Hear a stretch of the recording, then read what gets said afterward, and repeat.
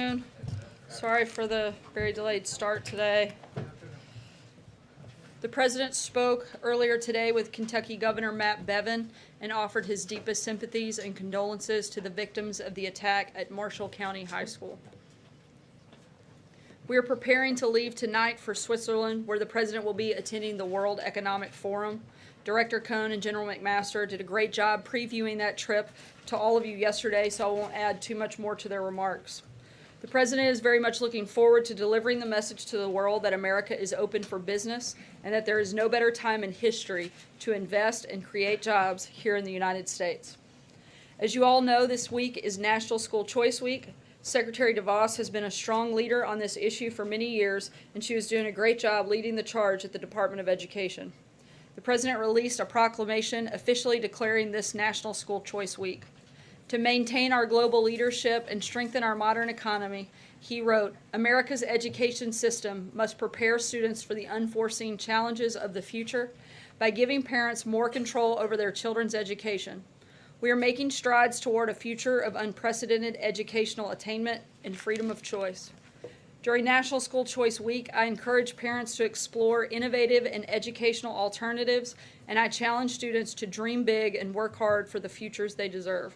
I also urge state and federal lawmakers to embrace school choice and enact policies that empower families and strengthen communities. On the nominations front, we were pleased to see the Senate confirm the President's highly qualified nominee to chair the Federal Reserve, Jerome Powell. We're also pleased that the President's HHS Secretary nominee, Alex Azar, cleared his final procedural hurdle in the Senate on a bipartisan basis. We look forward to Mr. Azar's confirmation so we can continue working to lower healthcare costs and increase the quality of care for all Americans. Finally, before taking your questions, I'd like to deliver a statement and update regarding the path forward on immigration. Last fall, the White House sent Congress a list of the core reforms necessary to fix our immigration system. These reforms were assembled in coordination with frontline law enforcement officers and career public servants who know what is necessary to keep America safe. Since that time, President Donald J. Trump and his administration have hosted dozens of meetings with Republican and Democrat leadership and rank-and-file members of the House and Senate to discuss these reforms and find a bipartisan path forward. Based on these negotiations, the White House will release a legislative framework on Monday that represents a compromise that members of both parties can support. We encourage the Senate to bring it to the floor. This framework will fulfill the four agreed-upon pillars: securing the border and closing legal loopholes, ending extended family chain migration, canceling the visa lottery, and providing a permanent solution on DACA. After decades of inaction by Congress, it's time we work together to solve this issue once and for all. The American people deserve no less. And with that, I'll take your questions. Zeke. Thanks, sir.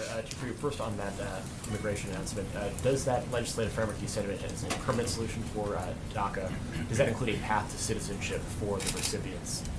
Well, if I told you now, it would kind of take away the fun for Monday. We will, again, as I said, be rolling out some of the specifics of the framework of that legislation that we'd like to see on Monday. I'm not going to get ahead. I'm not going to go any further than we have in laying out the principles we already have over the last several days. And separately, you mentioned the Davos trip. Secretary Mnuchin made some news over there earlier today when he said that when he supported that he was pleased to see that there was a weaker dollar. That was a break from previous Treasury secretaries. Does that reflect accurately the President's view of U.S. currency? Look, currently we have a very stable dollar because of how well the U.S. is doing, and it's as powerful as it's ever been, and therefore it's the reserve currency of the world, and that's the official position of the White House. Celia? No, it's not the weak. It's not. So the White House prefers a strong dollar versus a weaker dollar? Again, we believe in free-floating currency. The President's always believed in that, and we have, like I said, a very stable dollar in large part to how well the U.S. economy is doing right now. Cecilia. Does the President make a habit of asking career government officials their voting habits? Not that I'm aware of, no. Did he ask Andrew McCabe how he voted? Look, the President and Andrew McCabe have had limited and pretty non-substantive conversations. I can't get into the details of what was discussed. I wasn't there. There are widespread reports of his retirement. We're making sure that we're focused on the FBI and DOJ is serving all Americans fairly and efficiently, and we're going to move forward from there. That's Thanks. kind of a yes or no question. He did or didn't ask. I wasn't in the room. I don't know what was discussed. I know he didn't ask me, so I can tell you that. Pamela? But does the president trust the FBI and the people who work at the FBI? He certainly has 100% confidence in Director Wray, and that's why he put him there. He feels like he is the right person to lead the FBI. As I've said many times before, he has confidence in the rank and file members of the FBI. We're not going to let a few bad actors tarnish the entire group. But that's why Director Wray is there, and he feels like any changes that need to be made, he will make those changes. Kevin. Thank you, Sarah. The Justice Department is threatening 23 so-called sanctuary cities, including New York, Chicago, and Los Angeles, with subpoenas if they fail to provide documents to show whether local law enforcement officials are sharing information with federal immigration authorities. What's the White House's view on this? And the fallout from that appears to have affected the attendance of some mayors to today's event. If you would comment on that, I appreciate it. The White House has been very clear that we don't support sanctuary cities. We support enforcing the law and following the law. And that is the Department of Justice's job, is to do exactly that. And if mayors have a problem with that, they should talk to Congress, the people that pass the laws. Department of Justice enforces them, and as long as that is the law, the Department of Justice is going to strongly enforce it. How will that impact the White House's relationship with some of the larger city mayors in this country, with whom this White House is pledged to not only work hand in hand on some major policy issues, in particular with infrastructure? Look, we would love to be able to work with these mayors, particularly on issues like infrastructure and other things, but we cannot allow people to pick and choose what laws they want to follow. If we have a country with no laws, then nothing matters. So we cannot allow a few individual people to decide that they don't want to follow the rules. You guys wouldn't be allowed to do that in your own networks and outlets, and the federal government cannot allow people to act independently and completely ignore the law. Major. In the development of this compromise framework that you're going to release on Monday, how closely did the President and his staff work with the House Republican leadership? Look, we've been working with both House and Senate members. We've had dozens of conversations with them, and the framework that you see on Monday will be born out of a lot of those conversations that we've had with a number of members, both Republicans, Democrats, House and Senate. The President's belief that once that's presented, that would be a package that could pass the House of Representatives. We'd certainly like to think so. Again, we've taken into account all of the conversations that we've had, both at the presidential and the staff level, and tried to incorporate that into what we think addresses all of the different things that we've heard from the various stakeholders throughout the last several months. Would be able to pass the House and the Senate, and that's the I don't think a legislative package that can't pass both houses doesn't help us much. You understand the difference. The perception is in the Senate, it would come down in one form and would not be passable in the House. My question is, do you think you can bridge that? And is the point of this framework, based on your conversations, to do precisely that? Absolutely. We want to see a legislative package that addresses the four things that we've laid out that can pass both the House and the Senate and make it to the President's desk so that we can help actually fix our immigration system. And therefore it's different than what you've previously discussed either with Senator Schumer or Lindsey Graham or Dick Durbin or Representative Goodlatte. It addresses the four principles that we've talked about all along, and we think, again, takes into account all of the conversations that we've had over the last several months. John? Thanks a lot, Sarah. Steve Bannon, the former chief strategist for the president, in the next few weeks will likely come before the special counsel's office to submit to an interview with the special counsel's office. Will the president be invoking executive privilege to prevent any part of his testimony? I can't speak to the specifics of that. I can tell you that the White House has been fully cooperative and will continue to do so. The privilege of executive privilege is one that only the president can invoke, and as you may recall, he did not invoke it for when former FBI Director James Comey testified before the Senate Intelligence Committee. As you've mentioned many times, the president has mentioned many times, there is no collusion.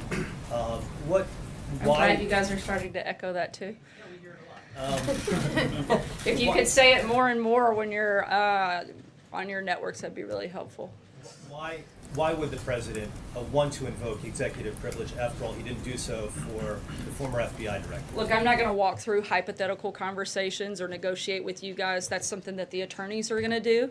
I can tell you, once again, the White House will remain and continue to be fully cooperative with the special counsel and allow them to work through their process.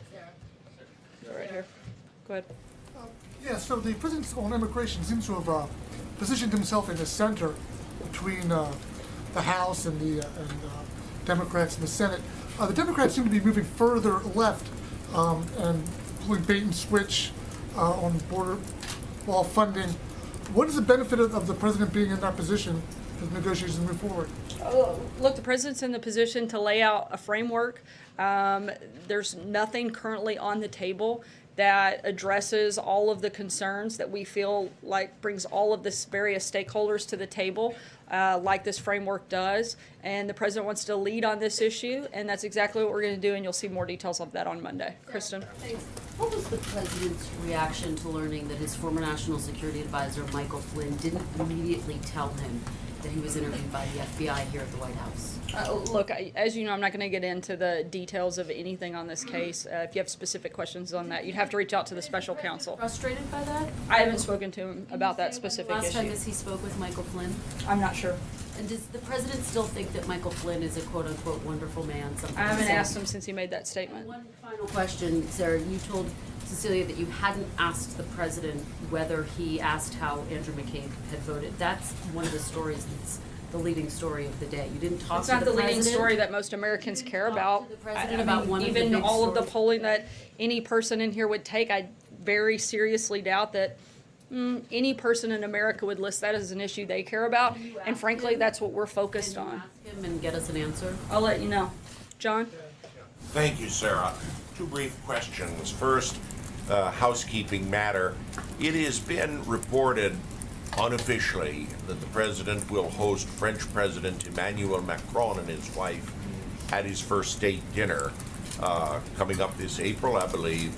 Will you confirm that President Macron will be his guest and make a state visit here? Yes, I can confirm that that will be the first state visit. The date is still being finalized, and we don't have that yet done, but as soon as we do, we'll certainly let you know. And my other question is, recently, district courts in Moscow have ruled that Mr. Navalny, the dissident against the Kremlin, will not be allowed on the ballot, and he repeatedly has run into efforts that have kept him from having a competitive election against President Putin.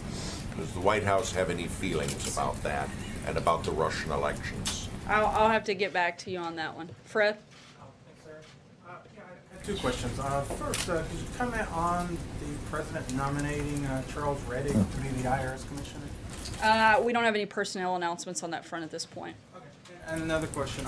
In light of the fake news awards last week, wanted to ask, there's been some reports about how the EU Commission has set up a panel to investigate fake news. Other European democracies, allies, have set up panels to look into fake news, saying that they're trying to protect democracy. This has some people concerned about governments actually looking in, deciding what's truth and not true. Can you say, in light of what the president has talked about in fake news, that this is not something the U.S. government should ever do? Look, we certainly believe in a free press, but we also believe in a fair and accurate press. Hunter?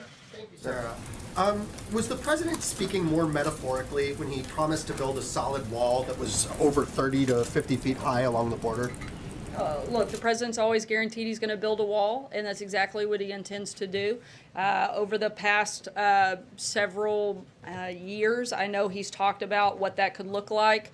In some places, we have natural barriers that you don't actually need the wall, and in other places where it is desperately needed as determined by law enforcement officials and DHS, that's where we would put the wall.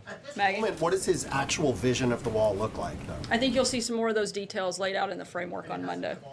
From the 30 to 50 foot physical barrier? Again, you'll see some of the details laid out on Monday. Maggie? Thanks, Sarah. The President has said repeatedly there was no collusion between the campaign and Russia. Can you define what he means when he says collusion? Is he talking about meetings between officials? Is he talking about information exchanging hands? What does that Look, I think mean? the accusation against the president is that he had help winning the election, and that's simply untrue. The president won because he was the better candidate, because he worked harder, because he had a message that America actually cared about and believed in, and came out in a historic fashion and supported and voted for him. That's why he won. It wasn't because of some made-up hoax that has been created to delegitimize this president. It's because he was the best candidate at the right time that America wanted to see, and that's why he's in the Oval Office today. Sarah, just to follow up, does he think that the reporting from the intelligence community saying that there was hacking that went on done by Russia, does he rejects that?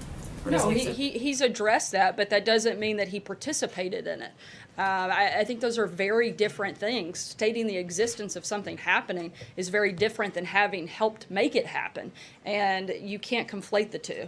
And I think oftentimes that's what individuals are trying to do. Right. Does he mean that about himself or about campaign officials? When he says collusion between the campaign, does he mean himself or does he mean that no one on his campaign could have known anything? Look, I think he's stating for himself and to anything that he would be a part of or know about or have sanctioned, but that would be something that, again, I think he's very clearly laid out. He and his campaign had nothing to do with. Roberta. Sarah, you talked about the stability of the U.S. dollar, but today when Secretary Mnuchin spoke about the U.S. dollar, his remarks sent the dollar down to a 3-year low. So I'm wondering whether the White House has concerns about the way he casually talked about the value of the dollar, and whether you can say unequivocally whether the White House believes in a strong dollar policy. Yeah, as I said, we also believe in a free-floating currency, and that's always been the president's belief. We still very strongly believe that we have a stable dollar, and that that's a good thing, and that's why it is the reserve currency. I don't have anything else further to add on that front. Sajir? Thanks, Sarah. Does the White House still maintain its commitment to Representative Meadows and to Senator Tom Cotton that they would have a consultation and sign off on any bill, and were they consulted in this legislative training?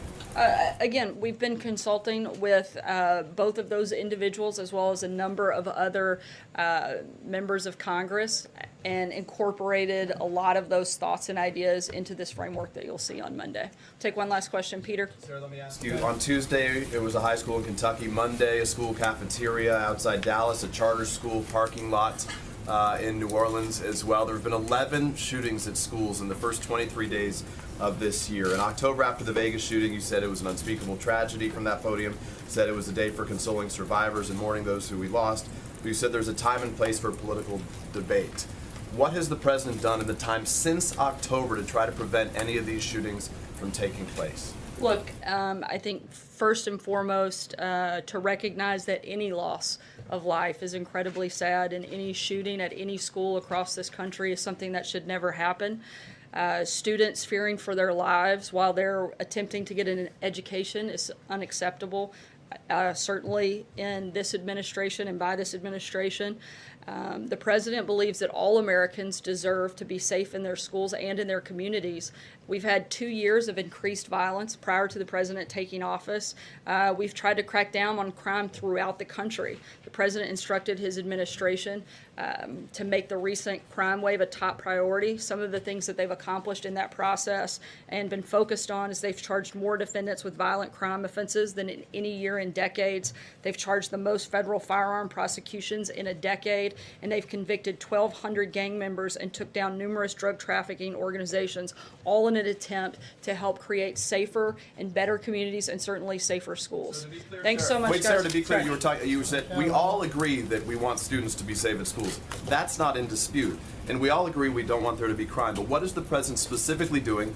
You guys said at the time today was not the day, but we should have these Look, policies. I just read off a lot of the things that he's doing. We should have a policy conversation. So the question is, what is the policy the president's willing to pursue or actively direct others to pursue to help make sure that these students are safe. Look, I know the Department of Justice instructed ATF to do a thorough review on a number of firearm provisions. That is ongoing, and it will be submitted to the Office of Management and Budget. We're going through that process. That policy review and that policy discussion is taking place. At the same time, the President has instructed the Department of Justice to crack down and make the crime wave that took place long before the President ever came into office a major priority. And you're seeing that happen. You're seeing a Department of Justice that is being active, empowering its law enforcement to crack down on crime. And that's what those results that I just read out to you show, is that they're putting a focus on that. Shootings seem to be their own category. We agree we don't want I crime. think they're part of a crime wave, absolutely. I don't think you can